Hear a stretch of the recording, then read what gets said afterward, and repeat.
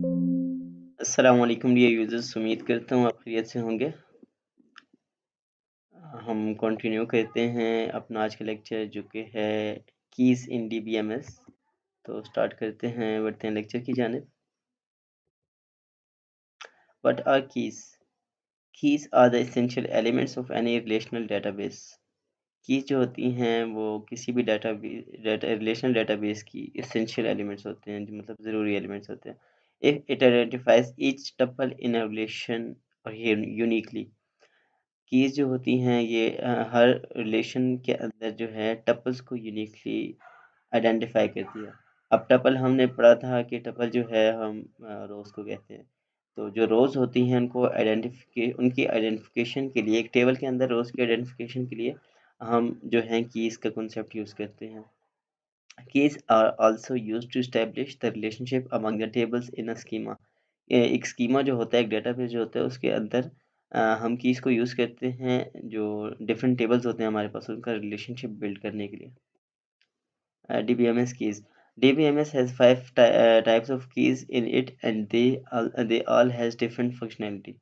DBMS के अंदर हमारे पास 5 टाइप्स हैं कीज़ की और इन पांचों की अलग ही फंक्शनैलिटी है।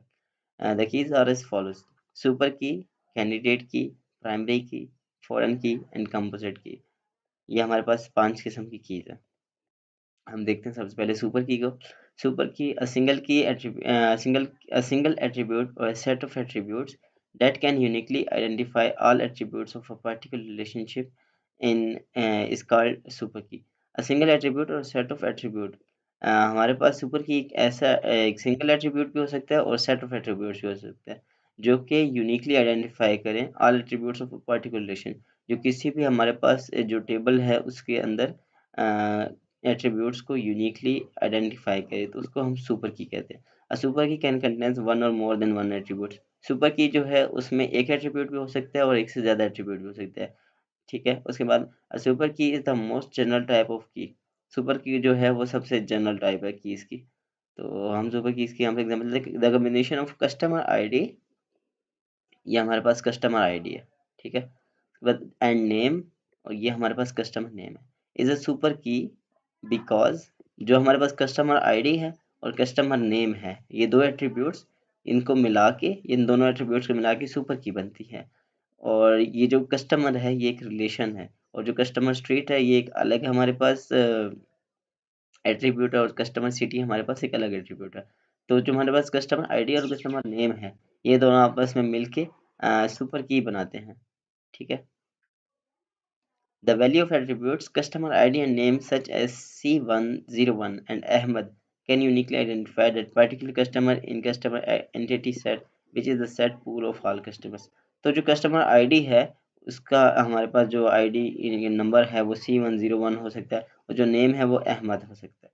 ठीक है, तो जो C101 और अहमद जो होंगे, इन दोनों की कम्बिनेशन जब जहाँ जहाँ पे भी होगा तो वो हमारे पास एक यूनिक वो बता रहा होगा कि अगर हमारे पास एक बंदा है उसका नाम है अहमद और उसका जो कस्टमर आईडी है वो C101 है, तो हमारे पास जो बाकी कस्टमर्स होंगे उनका नाम तो सेम हो सकता है लेकिन उनका जो कस्टमर आईडी होगा वो डिफरेंट होगा।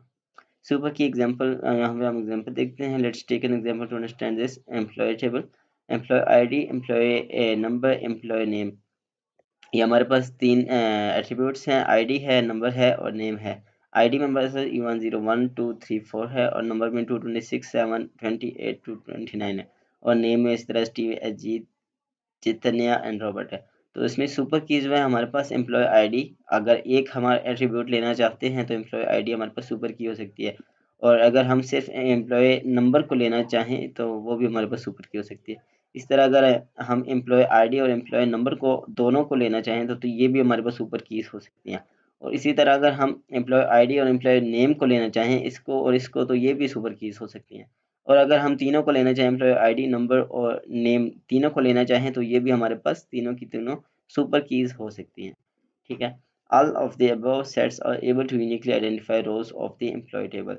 तो मतलब ये जो हमारे पास एट्रीब्यूट्स हैं, इनके जो सेट्स बन रहे हैं, तो वो हमारे पास जो रोज हैं उनको यूनिकली आइडेंटिफाई करते हैं, तो इसलिए हम इन सब को सुपर की कह सकते हैं। उसके बाद हमारे पास होती है कैंडिडेट की। A candidate key is a super key that contains no extra attribute. Super key जो होती है candidate key is super key that contains no extra attribute. जो कैंडिडेट की है वो असल में एक सुपर की है, लेकिन उसमें एक्स्ट्रा एट्रीब्यूट्स नहीं होते। ठीक है, candidate keys are selected from the set of super keys. The only thing we take care while selecting candidate key is it should not have any redundant attributes. Candidate keys जो होती हैं वो हम select करते हैं from the set of super keys का set है, हम वहां से इसको सेलेक्ट करते हैं। The only thing we take care while selecting candidate key is, हम इस चीज़ का ख्याल रखते हैं कैंडिडेट की को सिलेक्ट करते हुए कि it should not have any redundant attribute, कि इसके अंदर रिडंडेंट एट्रीब्यूट्स नहीं होने चाहिए। Candidate key is also called minimal super की। कैंडिडेट की जो है इसको मिनिमल सुपर की भी कहते हैं। फिर इसके बाद इसकी एग्जांपल देख लेते हैं।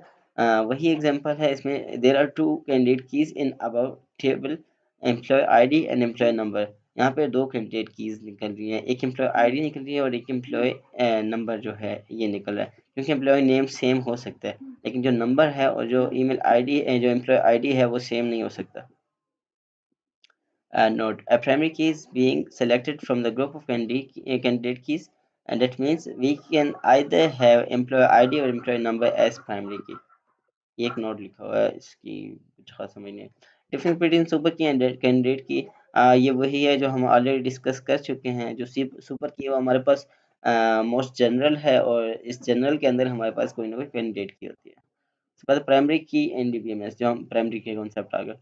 A primary key is a column or set of columns in a table that uniquely identifies tuples in that table. Primary की जो है वो एक कॉलम या set of columns in a table है that uniquely identifies tuples in that table.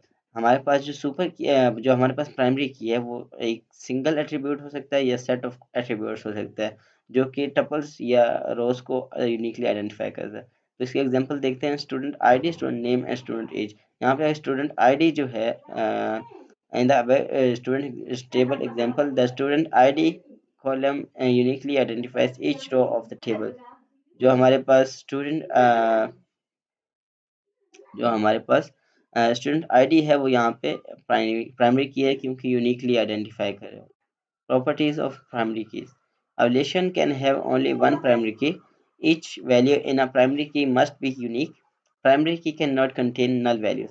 ये primary की कुछ प्रॉपर्टीज हैं कि relation can only have one primary की। एक टेबल के अंदर एक ही प्राइमरी की हो सकती है, एक ही एट्रीब्यूट यानी एक ही कॉलम प्राइमरी की का हो सकते हैं, उसके अलावा नहीं हो सकते। ईच वैल्यू इन प्राइमरी की मस्ट बी यूनिक। जो हमारे पास प्राइमरी कीज की जो वैल्यूज होंगी एट्रीब्यूट्स की वो यूनिक होंगी, वो एक जैसी वैल्यूज नहीं हो सकती। फॉर एग्जांपल एक स्टूडेंट की अगर हमारे पास रोल नंबर है 007, तो किसी और स्टूडेंट का रोल नंबर 007 नहीं हो सकता।